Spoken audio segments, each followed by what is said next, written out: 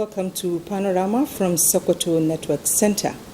We have in recent times been witnessing alarming occurrences of flood disaster across the country, including Sokoto State destroying property, farmlands and displacing communities. News Panorama will this afternoon explore the latest strategies and solutions to prevent and manage flooding from experts' point of view, who will share insights on how we can work together to build a safer and more resilient future. I am Asmau Habibu Shagadi.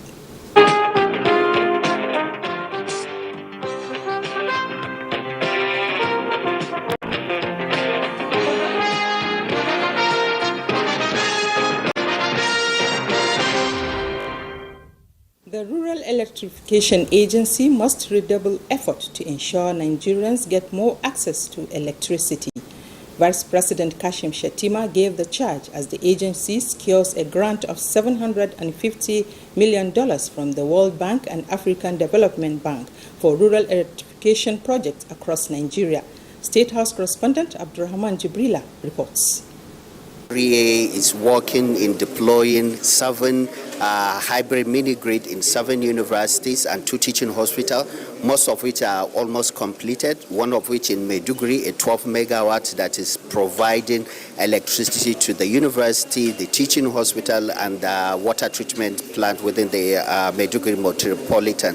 The Electricity Act that has been signed has mandated the REA to develop an electrification plan, which will help in creating coordination and integrating both the subnational towards a common pathway of developing electricity and addressing the electricity challenge in the country. The new management of the agency is focusing on 6 key strategic areas. The National Electrification and Strategic Implementation Plan, which outlines the framework that aligns with the federal government's vision of a sustainable and inclusive energy, as well as streamlining the coordination between the subnationals towards the implementation of electrification across the country. From the State House, Abdurrahman Jibrila, NTA News. Abdurrahman Jibrila, NTA News. In a significant financial update, the Federal Accounts Allocation Committee, FAC, has announced the distribution of $1,358.075 million from the July 2024 Federation Accounts revenue to the federal government, state governments, and local government councils. This announcement came during the FAC meeting held in Abuja. The total distributable revenue includes $161.573 million from statutory revenue, $582.307 billion from value-added tax (VAT), and $18.818 billion from the electronic money transfer levy. Additionally, the revenue distribution features $581.710 billion from exchange differences revenue and $13.647 billion from solid mineral revenue.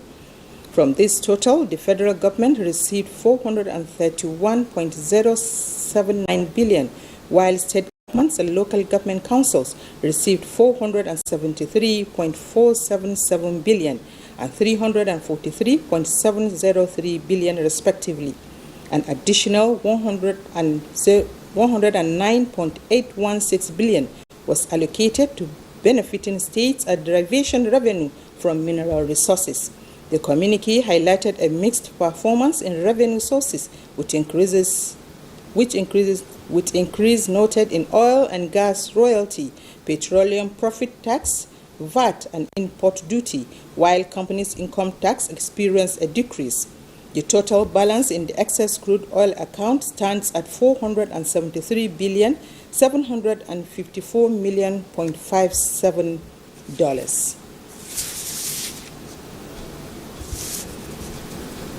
The Coordinating Minister of Health and Social Welfare, Professor Ali Pati, accompanied by the Finance Minister Wale Edun, commissioned another construction project of ultra-modern diagnostic center at the Abubakar Tafawa Balewa University Teaching Hospital, Bauchi.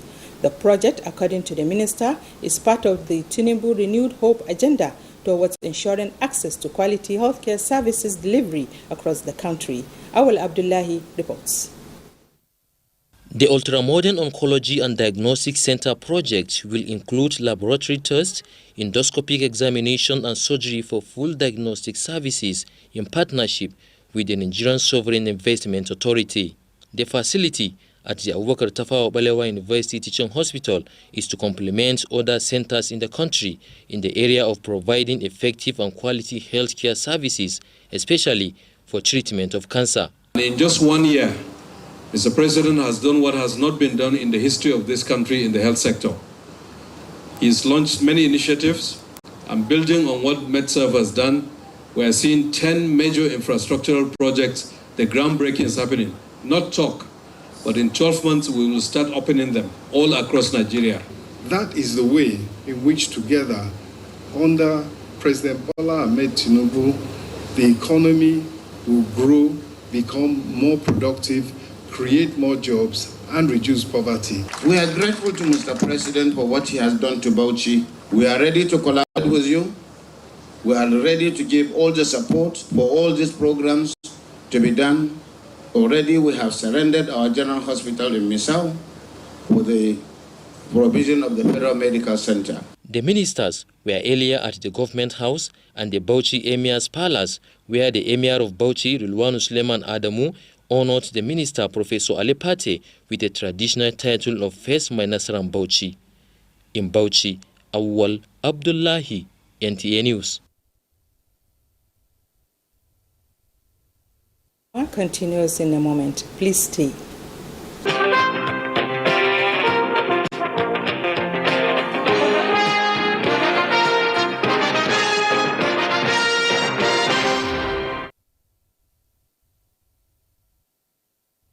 Of relief for survivors and families of the dead in the recent Kenu mishap at Dundai village, as Sokoto state government donates 30 million naira to support the victims. Governor Ahmad Aliyu made the disclosure during a sympathy visit to the area.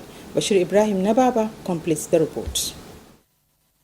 Dundai communities in Sokoto state have been trending on the conventional and new media recently following the unfortunate boat accident that claimed 5 lives out of the 24 victims on a trip to cross the Rima River. While sympathizing with the people of the area for the sad incident, Governor Ahmed Ali announced the government's donation of 50 million naira to the families of the 5 victims who lost their lives and another 15 million naira to the survivors. To guard against such occurrences in the future and ensure safety of canoeists and passengers, Governor Ahmed Ali pledges to provide motorized boats and life jackets the people of the area. The governor thanked officials of the National Emergency Management Agency NEMA and its Sokoto state counterparts SEMA and local divers for their prompt response.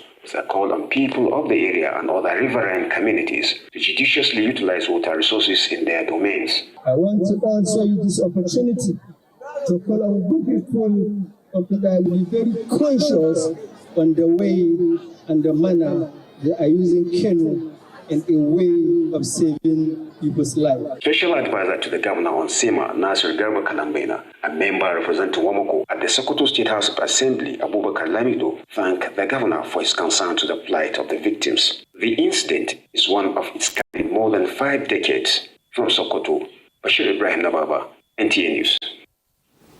The Nigerian Army has constructed a befitting learning center for Mafarar Asada community in the state capital city, Sokoto. Dalhatu Abdullahi reports that the project is part of several other civil-military cooperation-related activities executed in various parts of the country by the Nigerian Army. The report. The project is the remodeling of a school named after a community figure, late Liman Haido, established over 3 decades ago at Mafarar Asada area in Sokoto metropolis. The project is under the Chief of the Army Staff's Special Intervention Civil-Military Cooperation Scheme, designed to foster better understanding and cooperation between the Nigerian Army and the host communities. The Chief of the Army Staff initiated the scheme in order to provide support to communities of the senior officers of the Nigerian Army who, through dedication to duty, hard work, and distinguished service, rose to the prestigious rank of Major Generals in the Nigerian Army. I want to state that the Nigerian Army's obligation extends beyond its traditional mandate of securing the territorial integrity of the country. This initiative is not merely symbolic, but a testament to our unwavering commitment to safeguarding Nigerians and advancing their welfare. I am particularly impressed with this project because of the positive impact it will have in the lives of the youth and children of this community. I am confident that when our children and youth are given the right education in a conducive environment, they will contribute meaningfully to national development. The project was executed by the son of Mafrar Asada area Sokoto, who is the co-commander, Education Corps of the Nigerian Army, Major General Bello Alhaji Ohu. The remodeled Liman Haido School is well furnished and provided with efficient water supply system as well as connected to the national grid. This project is indeed a testament to the Nigerian Army's commitment towards contributing positively to societal development as well as strengthening the bond between the military and the civilians. So I pray my people of Mafara to work hard to ensure that this project is safeguarded, protected. It is for our own use. In Sokoto, Alhatu Abdullahi, NTA News. We'll take another short break, and when we return, Panorama continues afterwards.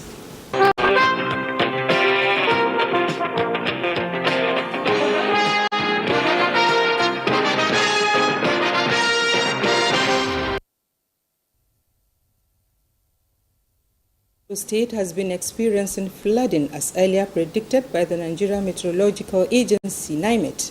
In this report, correspondent Alhatu Abdullahi takes a look at the poor management of drainage system and how it aids flooding. The report. The Nigerian Meteorological Agency, NIMET, has in its early warning system predicted that heavy downpour will lead to flood in many states in the country. According to the prediction, Sokoto is one of the states in the Federation that is at the risk of experiencing flash floods. This prediction had serious concern due to the fact that flooding is capable of causing significant damage to property and infrastructure, as well as loss of lives, as being experienced right now across the country. Dumping of refuse in waterways and drainage systems have become a common practice in Sokoto metropolis and environs, making it difficult for water to freely flow. You know the consequences of flood. It does a lot of destructions.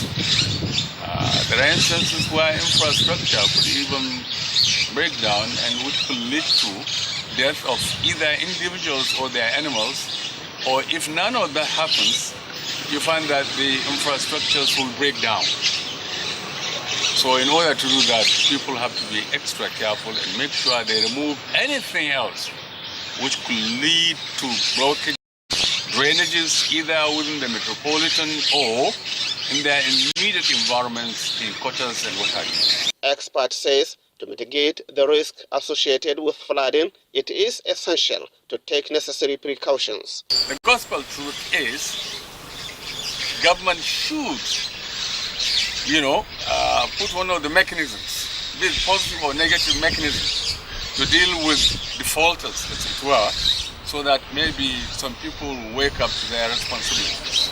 Following the NIMET warning, Sokoto State Government sets up an 11-member flood control committee under the chairmanship of the Majority Leader, Sokoto State House of Assembly Bello Idris, that has since toured all the flood-prone local government areas to assess the situation and advise government on ways to avert and mitigate flooding in these communities.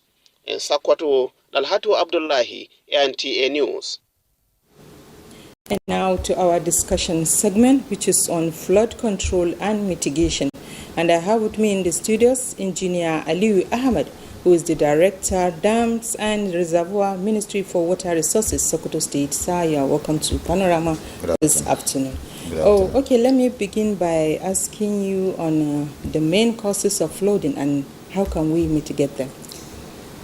Okay, actually the main causes of flooding are categorized into two. We have the natural causes and we have the artificial causes, which are the man-made causes. Okay. The natural causes are as the result of the rainfall or river overflow or collapse of the dams and related problems like that.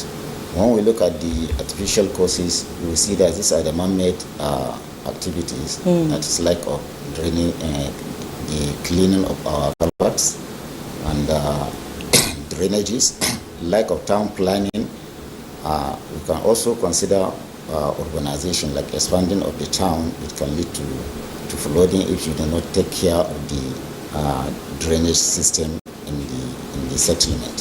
So these are part of the artificial causes. Okay. So how can climate change and weather pattern impact flooding?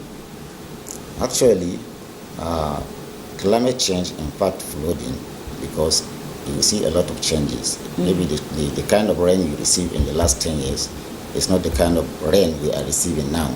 So there are a lot of changes. And once there is a heavy rainstorm, all our reservoirs and the rivers will have a lot of water and they will be flowing. So there must be a kind of changes. These are the changes of the climate change.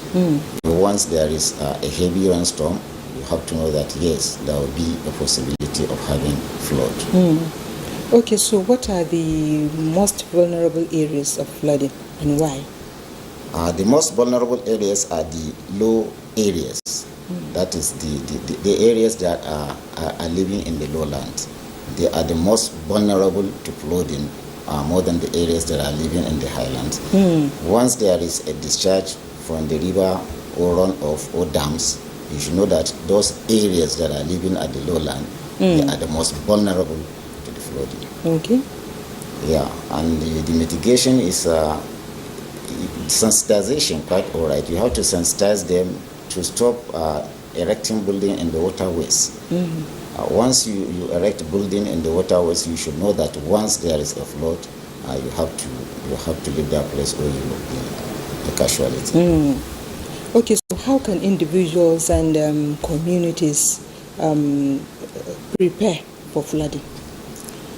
First of all, you have to adhere to the warnings of the agencies that are giving signals of flood. Once there is a signal of flood, you should know that yes, it's true.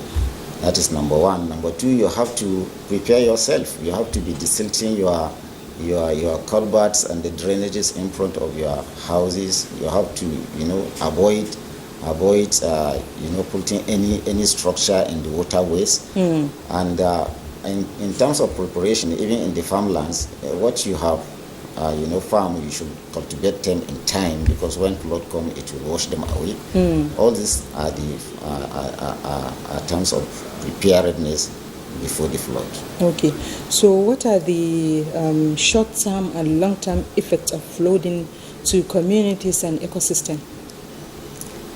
Long-term and short-term effects, I consider them, it could be even the same because once there is a flood, you should know that yes, if care is not taken, there will be loss of life, and there will be loss of farm produce, and it will wash away all the farms, and sometimes even the hydraulic structures like bridges, like culverts, like drainages, all of them will be washed away, and destruction of houses. There will be a lot of casualty and structures worth millions of naira and the farm produce will be destroyed.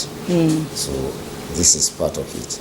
And also you can you should know that the victims will have a psychological problems after the flooding, and there is financial commitment at the part of the government and also the victims of the flood. Okay, so how accurate are flood prediction models, and what are their limitations also? The accuracy of flood predictions model depends on the accuracy of the meteorological equipment and the performance of the hydrological model. This equipment, they are the one they are using to predict floods, and most of their predictions are almost 80 to 90% correct.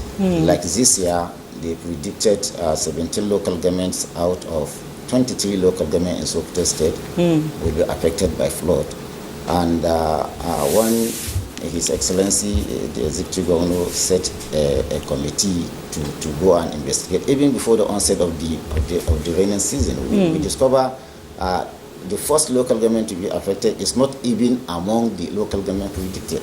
It's Gada local government, which is not among the 17 local government predicted. So actually, the prediction is close to accurate. It's almost accurate, but sometimes it will vary. It will be even more than that or less than that. It depends on the accuracy of their meteorological services equipment. And generally, we used to see that every prediction they made, it comes true. What are the most effective measures to mitigate flooding, and how can they be implemented? The most effective measures to mitigate flooding is to embark on the construction of hydraulic structures, like construction of more axe dams, renovating them, construction of the drainages, culvert, even in the towns.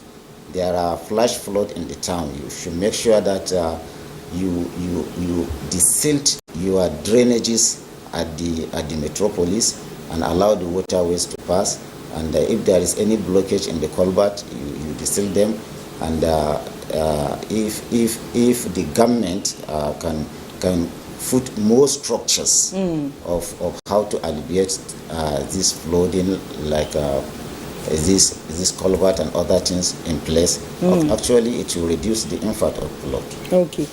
We thank you so much, sir, for having your time to Panorama this afternoon. Thank you very much. I have been talking with Engineer Aliyu Ahmad from Ministry of Water Resources here in Sokoto, and we have been talking on flood mitigation. An advanced team of 23 Russians, the original builders of Ajaokuta Steel Company, has arrived at Ajaokuta for technical audit with a team of engineers in the company in anticipation for the completion of the project. Some analog equipment shall be replaced with digital ones for effective operations. The sole administrator of the Ajaokuta Steel Company, Sumaila Abdul Akaba, who confirms this to NTA, says the team has visited several units, including thermal power point, light mills section, and the oxygen plant.